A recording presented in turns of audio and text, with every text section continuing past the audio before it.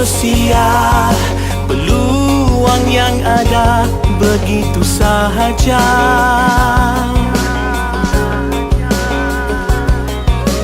Ini detiknya kasih dan sayang di